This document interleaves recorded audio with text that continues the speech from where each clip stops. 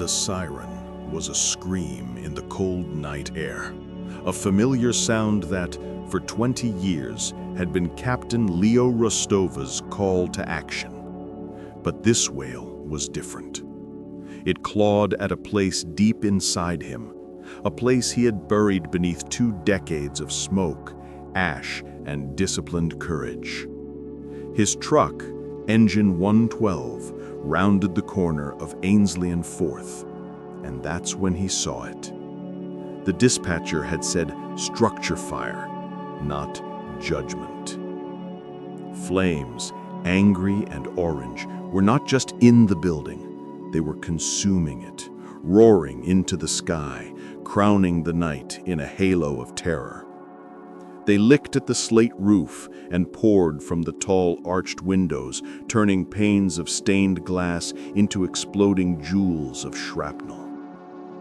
And there, silhouetted against the inferno, was the sharp, unmistakable outline of a cross. It was St. Michael's Church. A rookie on his left, coughing into his radio, said, "My God, Captain, it's St. Michael's." Leo's hands gripped the dashboard, his knuckles white. He couldn't breathe. "No," he whispered, a sound lost in the chaos. "No, it can't be." It was a place he had sworn never to see again, a monument to the single greatest sin of his life. And as his crew began to spill from the truck, pulling hoses and shouting commands, a new frantic voice crackled over the radio. "Dispatch to Captain Rostova. We have a confirmed report. 1 individual trapped. Repeat, 1 individual trapped. It's the priest. It's Father Michael." The world went silent. The roar of the fire, the shouts, the sirens, they all faded, replaced by a deafening drumbeat in Leo's ears. For the world, this was a tragedy. A historic landmark and a beloved man were about to be lost. But for Captain Leo Rostova, this was something else. It was a cosmic, cruel, and perfect circle. 20 years earlier, Leo was not a captain. He was not a hero. He was just Leo, 18 years old, and so angry it felt like he had swallowed acid. He was a product of the system, which is a polite way of saying he was a piece of driftwood passed from one cold foster home to another. He was the boy who sat in the back of the classroom, the boy teachers spoke about, not to. He was defined by what he lacked: no family, no future, no hope. His anger was a shield, his silence a weapon. He had arrived in this small, unforgiving town with nothing but a duffel bag and a case file that read like a warning label. And then he met Father Michael. Father Michael was the parish priest at St. Michael's, a man in his early 40s with kind eyes and a patience that seemed foolish to Leo. He ran the church's youth outreach program, which was little more than a dusty gymnasium and free soda, but it was somewhere. Leo started going not for God, but for the quiet. He'd sit in the back, watching the other kids play basketball, radiating a keep-away field so powerful it was almost visible. Father Michael saw him, not just saw him, but looked at him. He didn't preach, he didn't judge, he just appeared one day. "You're Leo," he said, not as a question. He was holding a squeegee. "The gutters on the parish house are full of leaves. It's a 2-man job. I'm too old to go up the ladder, and you're too young to know better. $10 an hour."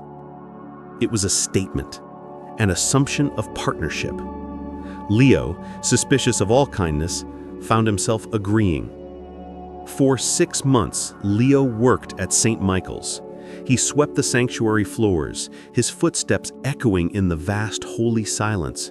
He polished the heavy brass candlesticks and the ancient wooden pews.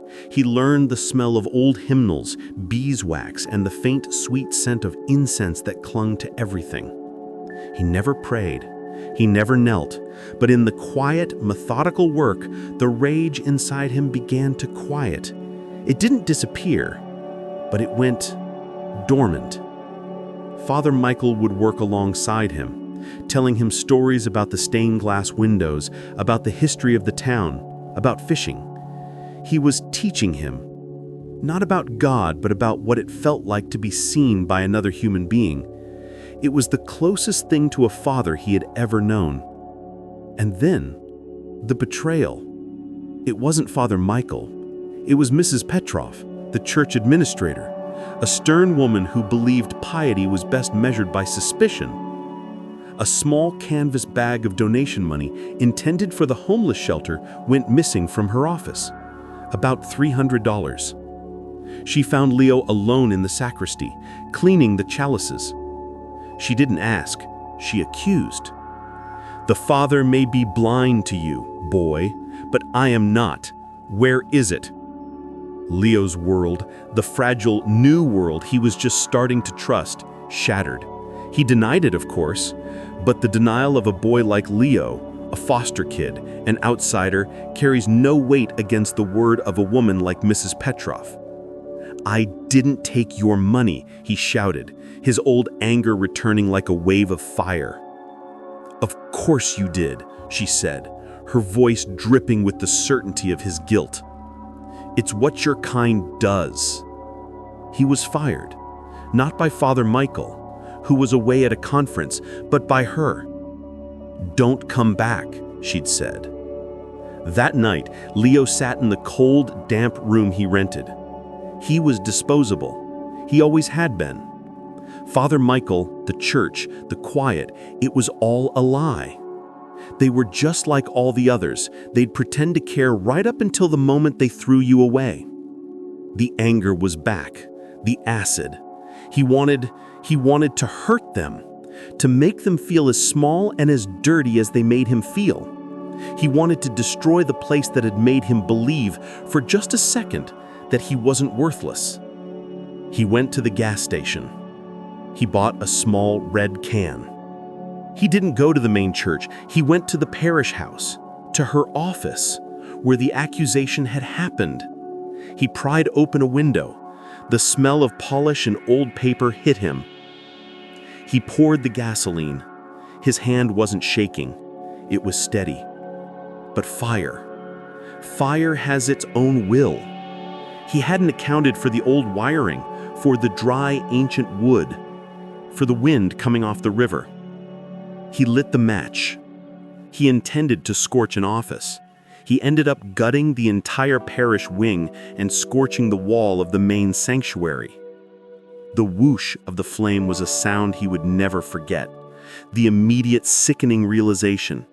The heat on his face. He ran, but not before a neighbor, walking his dog, saw a figure in a dark hoodie sprinting from the alley. They found him 2 hours later, sitting on a park bench, smelling of gasoline and soot, the red can at his feet. The arrest was a blur. The cell was cold. The shame was absolute. But it was a familiar feeling. He had always known he would end up here. The world had told him he was garbage, and he had finally, spectacularly, proven it right. His court date arrived. Juvenile court, but the room was packed. Angry parishioners, the local news, Mrs. Petrov looking righteous in the front row, and in the corner, looking exhausted and older than Leo had ever seen him, was Father Michael. He had returned from his trip to find his church in ashes. Leo wouldn't look at him. The judge, a man named Harris, read the charges: arson, vandalism, reckless endangerment. The evidence was overwhelming. Leo's public defender had already told him to take whatever plea they offered. "Does the church wish to make a statement?" the judge asked, his voice bored. Father Michael stood up. The room went silent. Leo stared at his own chained ankles, waiting for the final nail to be hammered into his coffin. "Yes, Your Honor." Father Michael's voice was quiet, but it filled the room. "I do." He walked to the small lectern. He didn't look at the judge. He looked right at Leo. "Your Honor," he began, "St. Michael's has been a house of God for over 90 years. It is a place of sanctuary, a place where the broken are meant to be mended. The fire was a tragedy. It destroyed our records, our offices, our history." The judge nodded. "And the boy," Father Michael interrupted, "is not the one who failed. I am." A gasp went through the courtroom. Mrs. Petrov's face turned white. "I was not here," the priest continued, his gaze locked on Leo. "I was not here to protect him. I left him in the care of people who saw what he was, not what he could be. I failed in my duty as a shepherd to protect all of my flock. The fire, Your Honor, that was not an act of malice. That was a cry of pain. It was the sound of a boy who had been told he was worthless one too many times by a world that should have known better, by me." Leo finally looked up. His eyes wide with disbelief met the priest's. Father Michael turned to the judge. "The church does not press charges. We ask, we beg for leniency. Not for his sake, for ours. Because if we, as a community of faith, cannot find it in our hearts to forgive this, then we are not a church. We are just a building, and we have already proven how fragile a building can be." He sat down. The courtroom was in stunned silence. The judge, no longer bored, looked from the priest to the shattered boy. He cleared his throat. Given the statement of the victim, and given the defendant's age, Leo was given 2 years of probation, mandatory counseling, and community service, but not at the church. He was banished, but not to jail. After the gavel fell, as Leo was being led out, Father Michael was waiting in the hall. Leo couldn't speak. He was shaking. The priest put his hand on Leo's shoulder. "Leo," he said, his voice firm but kind, "you and I, we are bound by this, but the debt is not what you think." I'm so sorry," he choked out. "I know, but sorry is a word. You're a man of action, Leo. I've seen you work, so be a man of action." What? "You don't owe me a church. You don't owe this town a prison sentence. You owe yourself a second chance. Don't waste it. Don't you dare waste it." That was the last time they spoke. The forgiveness was not a relief. It was a white-hot brand.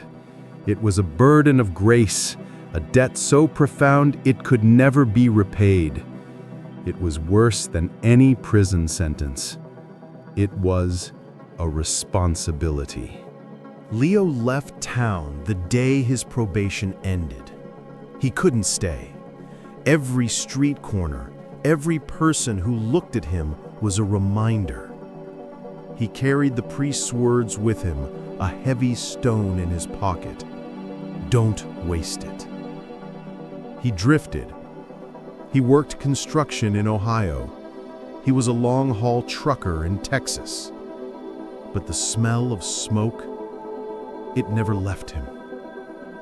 He'd wake up in cold sweats, seeing the flames, hearing the whoosh. He was in Denver, working a roofing job, when a fire broke out in the building next door. He watched the firefighters arrive. He watched them move with a disciplined, focused grace. They were not running from the fire. They were walking into it. And in that moment, he knew. He didn't know if it was penance or a death wish, but it was a path. He, who had used fire as a weapon of despair, would learn to fight it. He would walk into the inferno and pull life out of it. The Fire Academy was hell. It was designed to break you, but Leo was already broken. He welcomed the pain, the drills, the heat, the exhaustion. It was a cleansing. It was a prayer. He didn't run, he climbed. He didn't panic, he studied. He learned the physics of a blaze, how it breathes, how it thinks, how it lies. He was learning to hunt the very monster he had created. He was the best in his class. He wasn't brave. He was just focused. He had a debt to pay. He joined the department. He was the first in, the last out. He took the risks others wouldn't. He saw the face of Mrs. Petrov in a woman trapped on a third-story ledge. He heard the cries of a child in a smoke-filled room and thought of the boy he used to be. He saved lives. He became a firefighter, then a lieutenant, then Captain Leo Rostova of Engine 112, a man respected, a man known for his calm under pressure, a man with haunted eyes that had seen too much. He never went back to St. Michael's. He never contacted the priest. What could he say? "Hi, Father. Remember me? The kid who burned down your church? I'm a captain now. Is that enough?" He knew. He knew it would never be enough. Meanwhile, back at St. Michael's, Father Michael had rebuilt the parish wing. He had grown older, his hair turning from salt and pepper to snow white. And he had kept tabs. He had made one call a year after the fire to a friend in the probation office. Just to see, he'd said. Just to know he's okay. He learned Leo had left town. Years later, a parishioner, a firefighter from a neighboring district, was talking about a legendary captain in the city, a man named Rostova. The name stuck in the priest's mind. He made another call, this time to the fire department's central office, under the guise of arranging a blessing for the city's firefighters. He got a roster. There it was. Captain Leo Rostova, Engine 112. Father Michael hung up the phone, walked into his rebuilt sanctuary, and knelt. He didn't pray for Leo. He thanked God for him. He had not wasted the chance. For 10 years, Father Michael knew. He knew the man who had burned his church was now a hero, saving others just a dozen miles away. He never reached out. He never told a soul. It was not his secret to share. He simply waited, trusting that God's plan, however strange and circular, was not yet complete. And now, that circle had closed. "Captain!" a young firefighter, Martinez, shouted, pulling Leo back to the present. "The roof is gone! The main structure is about to go! We can't send anyone in!" Leo's mind was racing. 20 years of training, 20 years of penance. No, Leo said, his voice now the icy calm of command. "He's not in the main sanctuary. He's in the parish office." "How do you know?" "It's where he lives. The report said he was trapped.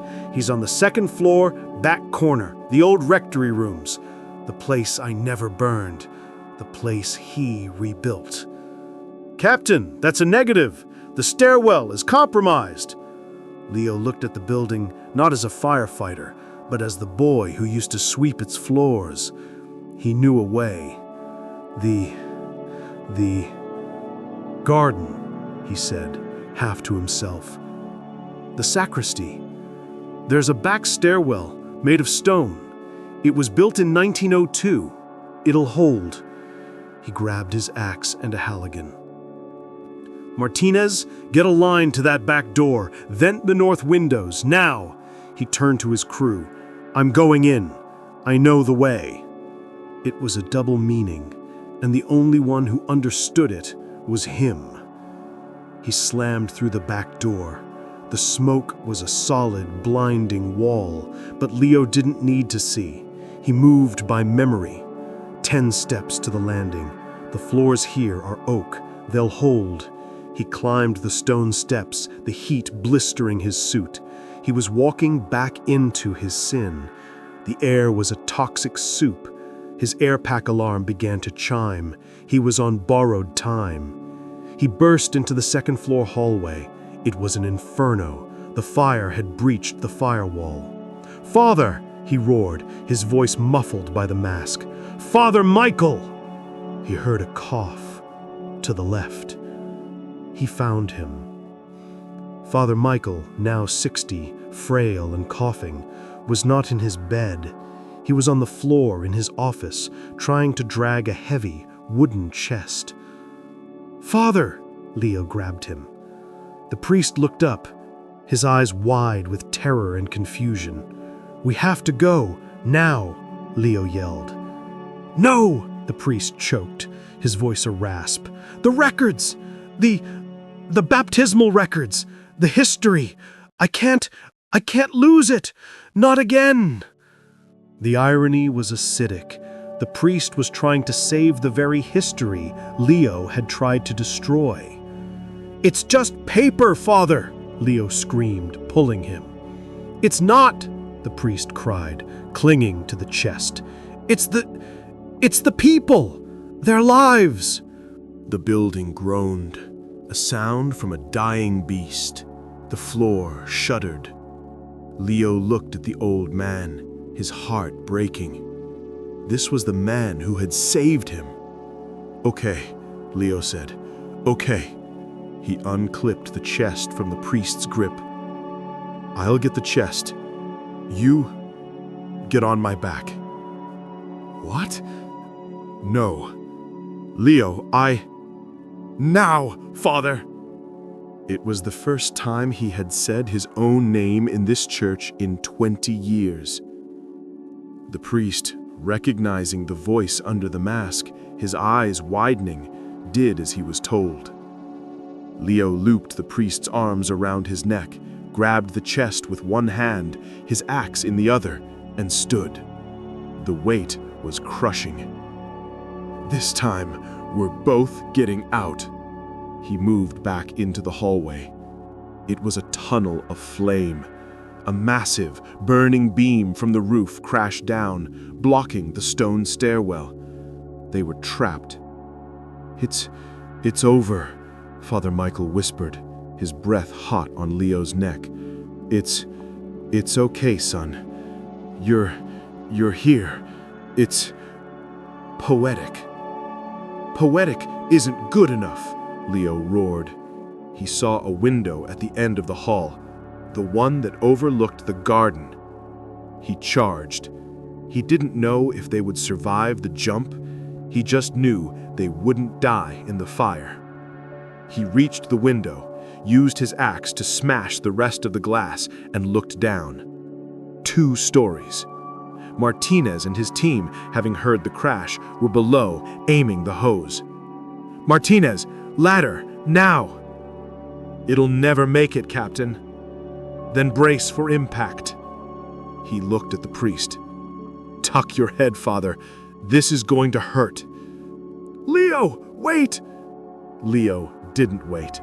He put the priest's body between his own and the wall, took a breath, and hurled them both through the shattered window into the night air. He hit the ground, not the ladder. The impact was a supernova of pain. He felt his ribs crack. He felt his arms snap. But he never let go of the priest, twisting his own body to take the brunt of the fall. He blacked out for a second. He awoke to screaming. Paramedics, Martinez. He was on a stretcher. His arm was not his arm, but he was alive. He looked over. 2 feet away, on another stretcher, was Father Michael. He was alive, battered, singed, but alive. The EMTs were working on them both, side by side, in the flashing red and white light. The priest turned his head. He reached out a trembling, sooty hand and gripped Leo's. "Leo," the priest's voice was a whisper. You came back." Leo's mask was off. His face was a map of soot, sweat, and tears. The pain was immense, but it was nothing compared to the weight lifting from his soul. Is it paid, Father? Is it paid now?" Father Michael looked at the man who had been a boy. He saw the hero. He saw the pain. He smiled, a weak, beautiful smile. "No, Leo," the priest whispered, pulling him closer. "It was paid the moment you put on that uniform.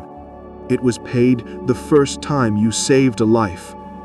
This," he squeezed Leo's hand, This was just for you, so you could finally forgive yourself."